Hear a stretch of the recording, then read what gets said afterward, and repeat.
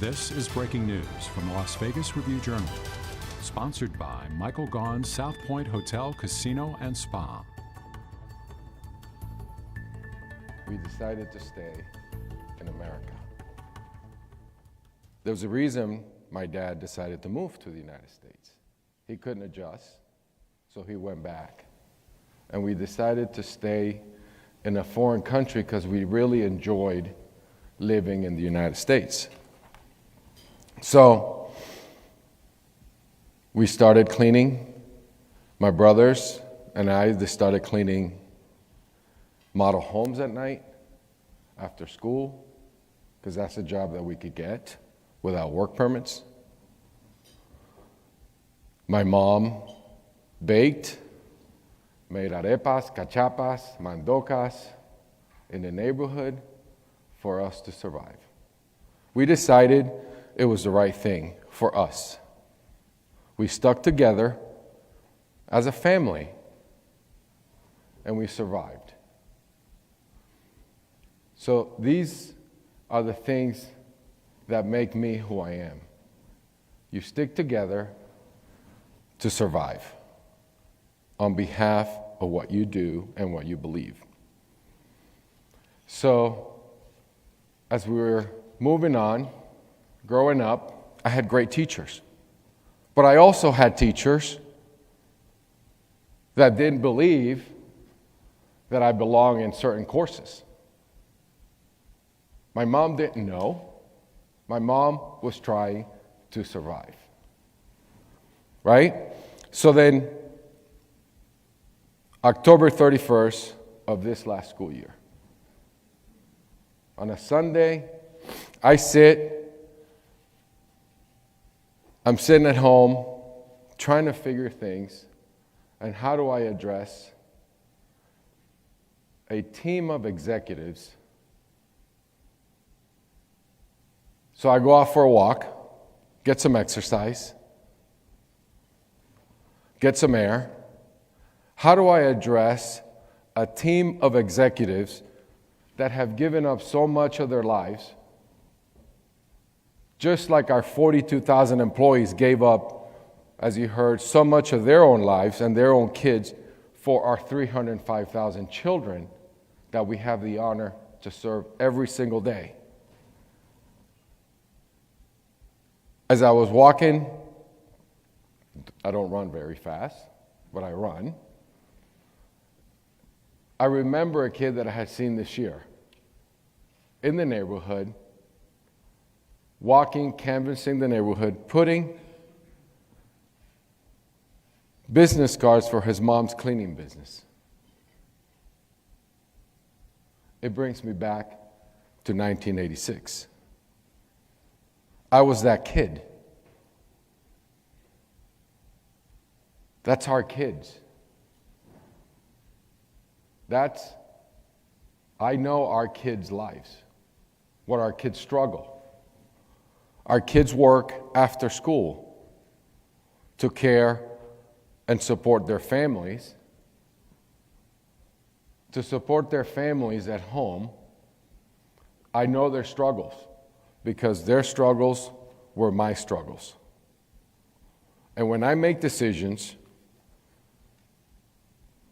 in this school district, it's based on the wonderful, beautiful tapestry of children that I am the superintendent. And as you heard, it's why I chose to continue as the superintendent of the Clark County School District. In 2019, we unveiled the Focus 2024 plan, an ambitious 5-year plan to close learning gaps for our students. A year into that plan, March of 2020, as you heard today, I still remember I was in Reno landing for a superintendent's meeting, and I was called back by the county. We had our first case. 2 weeks in, we closed our schools. This country, the world, we shut down, and we scrambled to pivot into distance education as we were 1 year in the plan. 2 years later, some of the plan remains on hold. But we've started taking some steps towards normalcy by lifting some of the mask mandates, the playgrounds important for our kids, athletic testing, a lot of the things, the restrictions to get back to normal life for our children to succeed. But each of us must continue to remain vigilant to ensure that we can emerge stronger together. Recently, we've seen national reports that Las Vegas and the Clark County and Nevada is in the lowest, in the bottom of educational outcomes. Unfortunately, this is not new, and I knew the data when I accepted the job as the superintendent of the Clark County School District, because I have seen across this nation what poor urban children can do. If we put the systems in place, we know what our poor children can do and perform. So we ask ourselves, is the ranking acceptable for our kids? How do we continue to produce outcomes at or near the bottom of the educational success or attainment rankings? What are our expectations for our children, and what are our expectations for our community? I want to be very clear with every single one of you.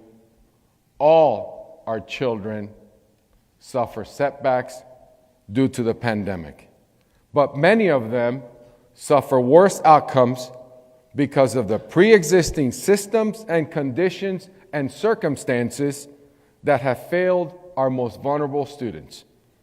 Southern Nevada is my home. Southern Nevada is my community. And the children that I am in charge of, protecting and educating, they are our children, they are my children. They need every single one of us fighting for them. Providing for our children is not a one-person job. I'm going to tell you, I can't do this alone. It is not solely the Clark County School District responsibility, because the success of our children depends on every single one of us in this community. And the school district cannot do this alone. We need everyone from culinary to construction, mechanics to mothers, nurses to networkers, drivers to dads, the ecumenical to the executives, police to politicians, and technicians to teachers. The task requires every single one of us to change the path of the past and create a new direction for our children. We face a two-front battle of proficiency deficiency and low expectations. We must raise the proficiency rates for our kids by expecting more from them and providing a path forward. As parents, as professionals, as teachers, administrators, business owners, and labor organizations, what are the proficiency standards that you expect? Because you will see later today, the low proficiency rates of the Clark County School District students did not happen overnight and did not happen over the pandemic. It's been years of declining expectations, years of lack of involvement, and years of neglect. And who bears this responsibility? Every single one of us. We all do, and we can all fix it. The Clark County School District cannot improve the results alone, and parents can't do it alone. This monumental task will require each of us to focus like never before on solving these issues once and for all. We start as a community by seeing every single child as worthy and capable of educational excellence. If we do not, overall academic outcomes will continue to decline, and our children will not be prepared to compete let alone succeed in a global economy. Last week, I had the opportunity to listen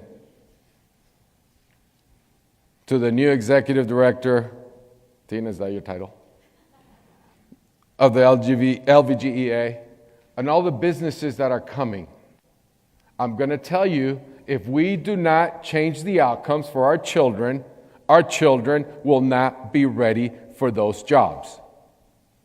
The outcomes are no secret, and they result from systemic issues that have gone unaddressed for many years. But we have the team to fix it. Some of the issues are not unique to Nevada nor Clark County, but the children of the Clark County School District are uniquely dependent on all of us to prepare them to deliver improved academic results. The results are unacceptable. They're unacceptable to me. They're unacceptable to this community, but most of all, unacceptable for our children. As you can see, our English language proficiency data. If you look at elementary, take a look, 35% of our elementary students are proficient in English, language arts. 2 out of 3 of our third graders cannot read at a proficient level. Break it down by student groups. And I say student group because there's no subgroups, because nobody is sub another group. They are student groups. If you break it down, our Black and Latino students are lower. And if you're poor, you're even lower. Or you're experiencing poverty at home. Our 11th graders, less than half are reading at a proficient level. Our math results are in the 20s. This is similar patterns for our student groups. Again, the data is telling us where our kids are. But I'll tell you, there's systems, there's strategies that we have in our plan that we compare to other districts, that things can improve. But we have to stick to the plan. As you heard from our board president, hold us accountable to monitor the plan. And they will.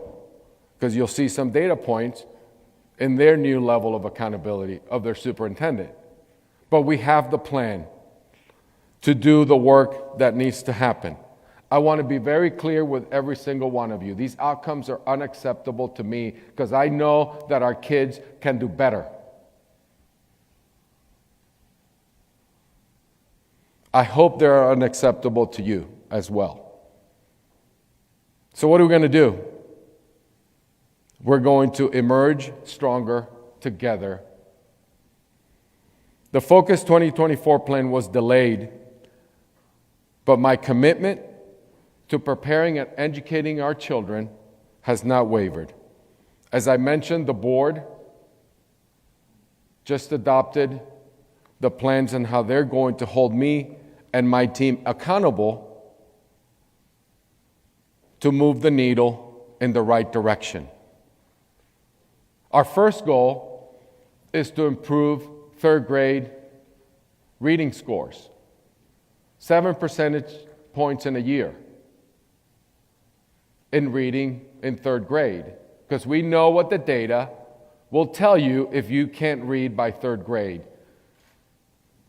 You drop out and you don't make it out of high school. So we have to address third grade. The board will hold me accountable. Our middle school mathematics, by 5 percentage point increase in a year. This year we have invested in our curriculum. For the first time in close to 10 years, we've invested in curriculum from K-12 in mathematics,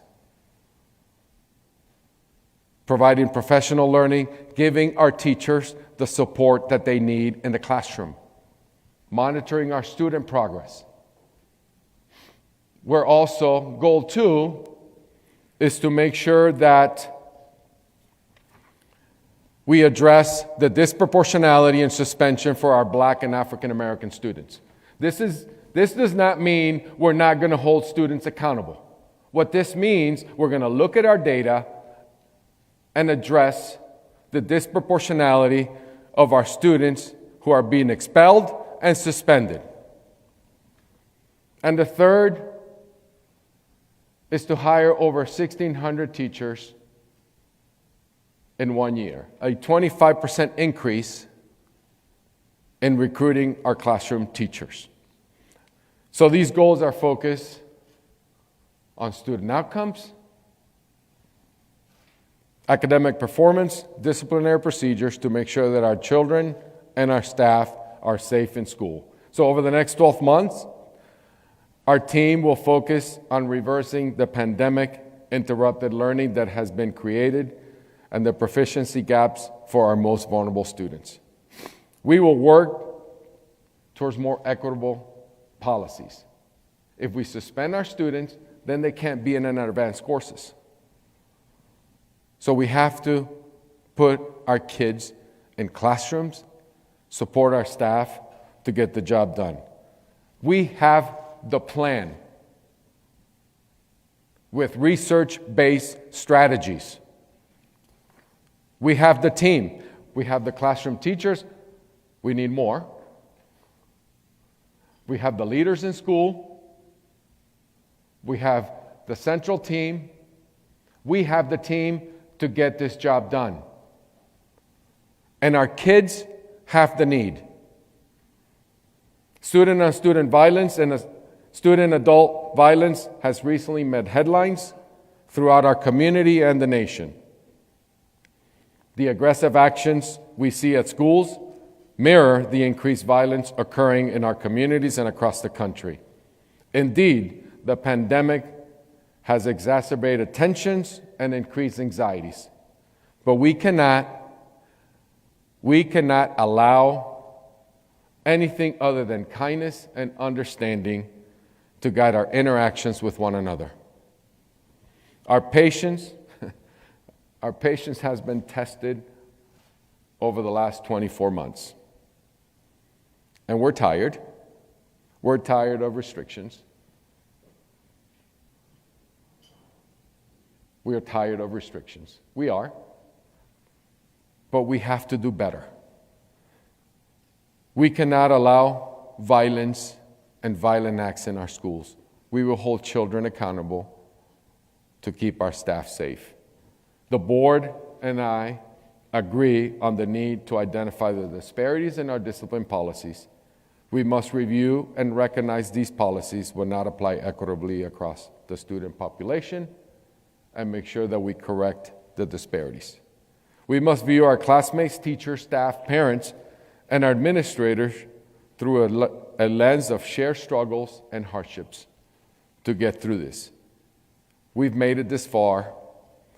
We would learn to live with COVID by supporting one another. I'm going to tell you that our district is solvent and off fiscal watch because of our continued commitment to controlling our spending and transparently reporting our finances. In January, we were recognized by the Association of School Business Officials International for our comprehensive reporting. A certificate of achievement that we received is the hard work of our finance team. Over the next 13 years, the Clark County School District anticipates the construction of 50 schools, including new and replacement schools. These projects, along with a dozen of comprehensive modernization projects, will create over 60,000 jobs, construction jobs, in Clark County, and add $2.6 billion, thanks to the legislature, to Southern Nevada's economy. Today is the 1-year anniversary of the American Rescue Plan, the largest single investment in K-12 education in American history. $777 million are allocated for the Clark County School District, thanks to our federal delegation for their support. So I thank you. We will use these dollars to close the achievement gaps and improve student outcomes. Last year, as we were developing this plan, we met and partnered with the Public Ed Foundation and others to reach out to over 80 nonprofits, local organizations, and over 14,000 community members to get their ideas and support. Nobody else did it this way. My colleagues said, "What are you doing? Are you crazy? We do our plan, we put it out for public comment." I said, "No, this is not my plan. This is what does this community want for our kids?" And we have that plan. It was presented to the board. The results were very informative and clarifying. Resoundingly, most respondents replied that in order for these funds to be most transformative, they need to be targeted to those students who need it the most. We've identified some priorities, so let me share a couple or a few of the priorities. We're going to expand pre-K. Expand pre-K to ensure that every school has a pre-K classroom, and add, depending on need, a 6 weeks summer career course for students, especially those furthest from opportunity, to gain exposure and connections to career options. Paid professional credentials for students to reduce barriers to entry into the workforce. Mental health. Bring in more dedicated staff and resources for students who are struggling socially and emotionally. Upgrade our technology so every single classroom and every student has the opportunity for one-to-one 21st century instruction. Community partnerships. Bring in our partners and allocate resources to help us address the needs around equity for our students. ELL endorsement opportunity for all teachers. So every single teacher has the knowledge and skills to support our English language learners. Expanding our teacher leadership pipeline, our educator pipeline, building our own as we partner with UNLV for our paraprofessionals to become teachers. And lastly, a pipeline for supporting our urban core, our teacher leaders to become administrators in our urban community. The Clark County School District is fortunate to be filled with dedicated individuals who have made their passion for education a career. I'm going to tell you there's one special employee in this room. Elizabeth has served our children for 30 years. I'm going to tell you,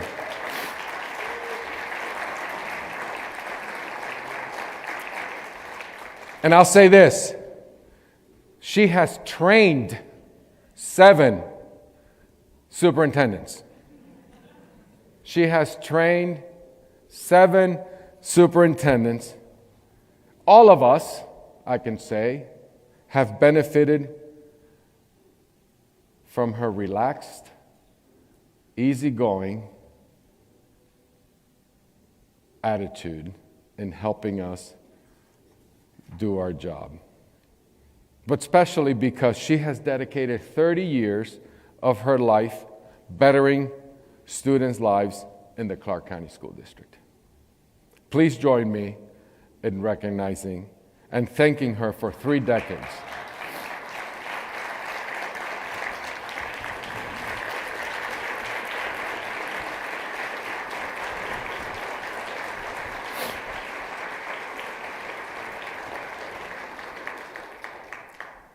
I'm going to miss you. And I'm going to tell you, Elizabeth, I will not schedule without you or Carmen knowing, putting things on my calendar, I promise. But it is undaunted, dedicated individuals like Elizabeth who see a need, have a vision, and step forward by taking responsibility to change future outcomes. To all our dedicated teachers, support professionals, administrators who have joined CCSD for the same reason, I recognize you. I see some in the back, some in there, and thank you. Thank you for opening our schools safe for our kids. It hasn't been easy. It hasn't been perfect. But I thank you. Because without you, the improvements that we seek together and the future that we envision, as Trustee Cepeda says, won't be possible. The impossible, we can make it possible. We have the team. Over the next few weeks and months, we will continue our efforts to recognize and support you with programs, incentives, and opportunities because you choose CCSD for your careers. Starting next week, in partnership with our bargaining units, our Teamsters, to increase the pay for our bus drivers, to retain and attract new drivers. We will partner with Clark County and the state to provide daycare for our qualified support staff, otherwise that can't afford it. We will continue to incentivize substitutes throughout the year. We will be paying the remainder of the retention bonus. We will attract teachers from other cities and states by offering a relocation sign-on bonus. And lastly, we will continue to be transparent with the $777 million that was allocated by the federal government. Over the last few months, I'm excited to share that we've launched a program with UNR, with President Sandoval, who's here, to develop programs at Cheyenne High School and Centennial. Our kids are sitting in Las Vegas, taking classes in Reno at no cost to the students.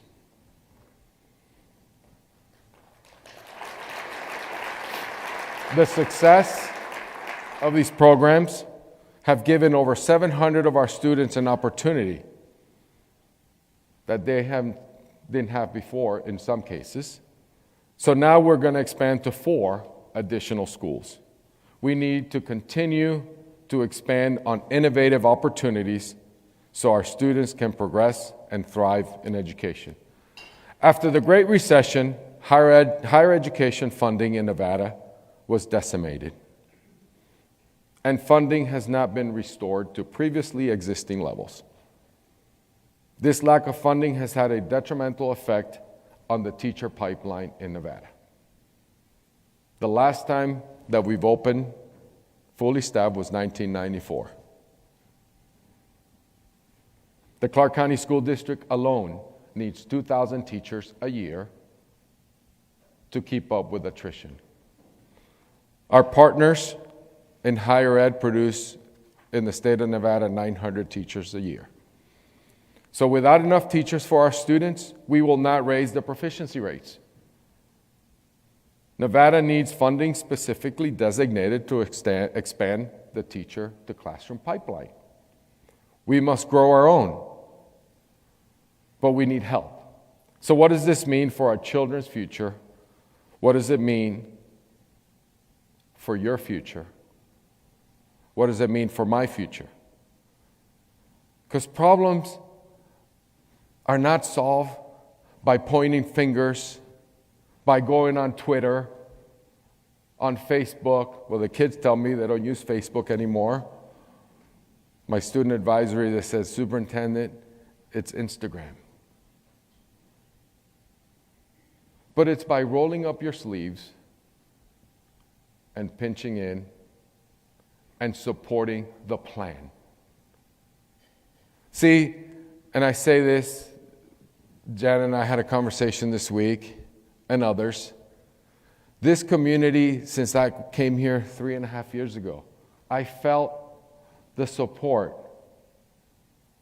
But we want to support with our plan. I have a plan, Superintendent. No, there is one plan. I think last Friday was Michael Brown that said, and he talked about from it's rowing. Everybody's got to row together. I remember when I was interviewed at the end of the academic or the calendar year and said, Superintendent, what was one of your biggest failures? I said that I didn't get this community to row together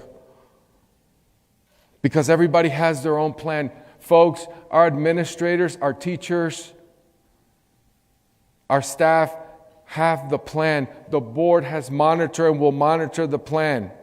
Support the plan, not your plan.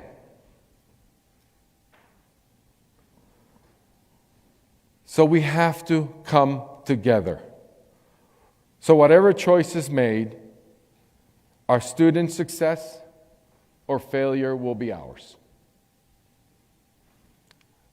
We all own it. We face many challenges in successfully educating our kids. Our challenges are your challenges. They're not just mine, they're not just the board's, they're our challenges in the Clark County.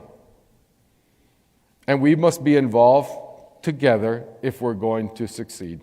So, what can you do moving forward? Constructively hold us accountable. Thank and support our educators in our schools, our staff. Adopt a school, mentor a student, provide paid internships for our kids that have to help at home. Be part of the solution. And if you join with us to focus on our children, we will raise our student proficiency rates, address our teacher shortage, fund education appropriately, create a ready workforce that will benefit our community, and we will emerge stronger together. Thank you.